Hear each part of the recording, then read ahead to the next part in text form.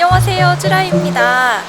네, 시안책방님이 새 책을 내셨어요. 그래서 오늘 시안책방님을 만날 일이 있어서 책을 사인받으러 가져왔거든요. 네, 지금 여기 시안책방님의 책을 읽고 있는 시민 한 분이 계신데요. 책 재밌으신가요? 네, 책이 굉장히 재밌고 아주 잘 읽히네요. 가인님이라고 해야 되나? 체리쯔라님이라고 해야 되나? 편한 대로 해주세요. 야, 이봐, 자네. 어떤 책인가요? 이 책은 사셔야 되는 책입니다. 사야 되는 책이 아니라 산 다음에 보세요. 사고 나면 알 수 있어요. 네, 알겠습니다. 북튜브계의 유재석, 최강도관, 어려운 책도 쉽고 재미있게 풀어주시는 시안책방님의 책이 나왔습니다.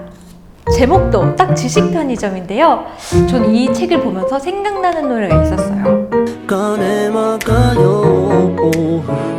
이 책을 보면 그동안 어려워서 손이 안 갔던 고전들을 아주 쉽게 풀어주시거든요. 그러면 제가 이 책 중에서 오늘은 군주론 한번 꺼내 먹어보겠습니다. 마키아벨리가 군주론을 쓴 1513년에는 무슨 일이 일어났냐? 당시 교황청이 성 베드로 성당을 건축하면서 재정이 어려워지자 면죄부를 발행하기 시작합니다. 면죄부란 죽어서 죄를 심판받을 때 죄를 사할 수 있는 장부를 돈을 주고 사는 것이죠. 이를 시작으로 독일에서는 알브레이트가 대대적으로 면죄부 장사를 하는데요. 이에 반박하여 마르틴 루터는 면죄부 판매에 반대하는 95개조 의견서를 내겁니다. 사실 처음에는 대자보 수준에 불과했다고 해요. 그런데 그동안 가톨릭 교회의 부당함에 불만이 찼던 대중들이 호응하면서 유럽 전역으로 퍼져나가 종교개혁의 씨앗이 됩니다.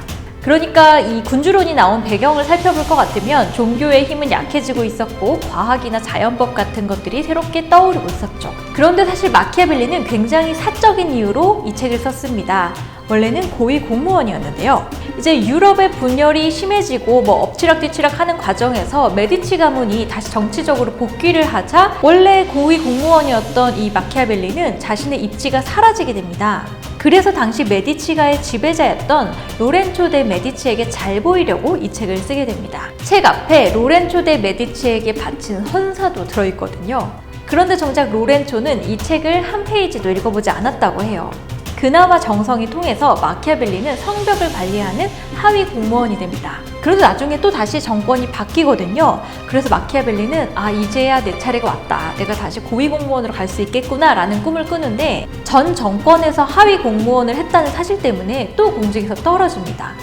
이렇게 공직에서 떨어지고 열흘이 안 돼서 마키아벨리는 열병으로 죽었다고 해요. 그러니까 본인이 정치와 권력에 굉장히 욕망이 높았던 사람이죠. 자신의 정치적 생명을 담은 야망이 담긴 책인 겁니다.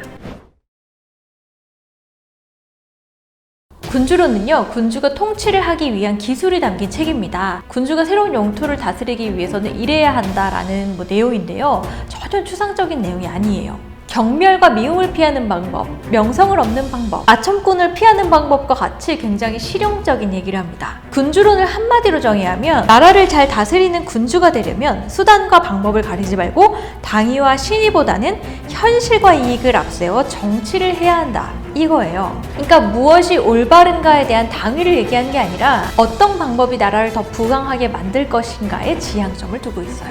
당시의 유럽이 혼돈과 분열의 상태에서 자주 권력이 뒤바뀌었고 마키아벨리가 있었던 이탈리아만 해도 굉장히 잦은 변화가 있었기 때문에 막강한 힘이 굉장히 필요로 했을 것 같아요. 그런데 이 책 철저히 성악설에 기반한 책입니다. 인간은 고마워할 줄 모르고 변덕스럽고 거짓말을 잘하고 남을 잘 속인다 이렇게까지 말하는데요. 그러다 보니 결과적으로 존경받는 군주가 되는 것보다는 두려움이 대상이 되는 게 낫다고 말합니다. 참 냉정하죠? 그래서 군주론은 악마의 책으로 불렸고 19세기 교황청은 금서로까지 분류했다고 해요. 그럼에도 오늘날까지 이게 고전으로 읽히고 사랑받는 이유는 인간에 대한 날카로운 통찰과 현실적인 지배론이 담겨있기 때문입니다. 또 재밌는 게 있는데요. 마키아벨리는 군주란 이래야 한다가 아니라 이래 보여야 한다라고 얘기합니다. 군주란 좋은 자질을 모두 갖출 필요는 없지만 가지고 있는 것처럼은 보여야 한다라고 얘기하는데요. 이거 제가 얼마 전에 소개한 제프리 페퍼 교수의 파워라는 책하고도 일맥상통하는 부분이죠. 원래 군주로는 10편입니다. 이걸 지식편의점에서 한 10장 남짓으로 짧고 재미있게 소개를 해주셨는데요. 제가 이걸 다시 더 짧게 소개해봤습니다. 이것만 들어도 흥미진진하지 않나요? 사실 제가 군주론을 독서 모임에서 읽은 적이 있어요. 근데 아무래도 원문 번역본을 그대로 읽다 보니까 좀 딱딱하고 바로 이해도 안 됐거든요. 그런데 시안책방님이 이렇게 맥락을 다시 얘기해주니까 아주 감칠맛 나고 재밌었어요. 이게 이런 내용이었나? 근데 진짜 대단하신 게 엄청 흥미진진하게 쓰셨어요. 1도 지루하지 않고 굉장히 옆에서 정말 음성 지원되는 것처럼 시안책방 유튜브 보는 것처럼 고전을 쉽고 재미있게 정리해 주시거든요. 역시 유튜버시다. 이렇게 소개된 책들에는 이런 게 있어요. 사피엔스, 총균세, 그리스 로마 신화, 역사란 무엇인가, 플라톤의 국가, 장미의 이름, 리바이어던, 로빈슨 크루소, 겁의 정신, 에밀, 월든, 자유론, 1984, 돈으로 살 수 없는 것들, 이기적 유전자, 멋진 신세계, 코스모스. 총 18권이 소개되어 있습니다. 우선 이렇게 다양한 고전을 풍부하게 해석할 수 있는 시안책방님에게 정말 존경의 뜻을 표합니다. 그런데 책을 체계적으로 읽으려면 이런 하나의 지도가 필요한 것 같아요. 왜 그렇게 생각하냐면요. 첫째, 심화된 독서가 필요합니다. 보통 1년에 100권을 읽겠다, 300권을 읽겠다 이렇게 다독을 목표로 하시는 분들이 있어요. 이게 초기에 동기부여에는 도움이 되는 것 같은데 많이 읽어도 좀 쌓이지 않는 것 같은 느낌이 들 때가 있거든요. 넓은 독서도 중요하지만 좁고 깊은 독서도 필요한 것 같아요. 그렇게 비교해가면서 읽을 때 비로소 내 것이 되는 게 아닌가. 시안책방님은 유튜브에서 봐도 인문학, 고전을 깊게 파고드시는데요. 이렇게 오래된 내공은 제가 유튜브를 하면서도 하루아침에 따라잡을 수 있는 건 아닌 것 같아요. 그래서 이렇게 책을 짜여진 가이드라인에 따라서 읽게 되면 심화학습을 위한 길잡이가 되는 것 같습니다. 두 번째, 책의 뿌리를 찾아야 한다. 시안책방님도 책에서 얘기를 한 부분이지만 모든 책들이 좀 연결이 되거든요. 아인슈타인이 우리는 모두 거인의 어깨 위에 서 있다라고 얘기하잖아요. 내가 책을 읽다 보면 그 책의 원전이 될 만한, 고전이 될 만한 이야기를 응용해서 책들이 계속 나오는 거죠. 이 책에도 얘기하지만 예를 들면 사피엔스는 총균세의 영향을 많이 받아서 쓰여졌다고 합니다. 나는 4시간만 일한다. 이 책의 또 더 원본급이라고 할 수 있는 건 부의 추월차선이겠죠. 이런 식으로 어떤 최초의 이론이나 아이디어 이런 것들이 있고 그게 계속 디벨롭 되면서 책이 나온다. 근데 그 뿌리를 찾아서 읽어보는 게 제일 좋겠죠. 그래서 그렇게 고구마 캐듯이 뿌리의 뿌리를 찾아가다 보면 결국은 고전을 만나게 되는 것 같아요. 아버지의 아버지의 아버지의 아버지 같은 그런 책을 만나게 되는데요. 지식 편의점이 그러한 책들의 아버지를 찾는 길잡이가 되어주는 것 같습니다. 셋째, 쉽게 시작하는 것이 좋다.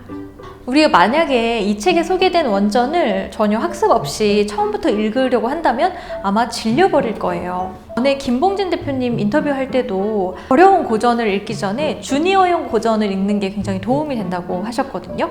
이게 아무래도 옛날에 쓰여진 책들이다 보니까 문맥이 좀 해석이 잘 안 되고 이럴 때가 있는데 쉽게 현대어로 풀어준 책들을 먼저 읽어보고 또 그 맥락을 알고서 그 책을 다시 보게 된다면 큰 도움이 되는 것 같아요. 그럴 때는 지식 편의점을 읽거나 시안책방을 구독할 수 있겠죠. 또는 책익질 영상을 볼 수도 있겠죠. 보통 고전들 보면 500쪽 넘어가는 목침 같은 책들도 상당히 많잖아요. 내가 과연 이걸 이해할 수 있을까? 그런 마음이 들고 이거 되게 어려운 내용 아니야? 라는 생각이 많이 드는데 물론 그런 책들도 많지만 오늘 읽어본 마키아벨리의 군주론 같은 경우는 처음에 예상했던 것보다는 굉장히 인간적이고 현실적인 책이어서 놀랐거든요. 그래서 이렇게 설명해주는 책들을 읽음으로써 읽어보고 싶은 마음이 들기도 합니다.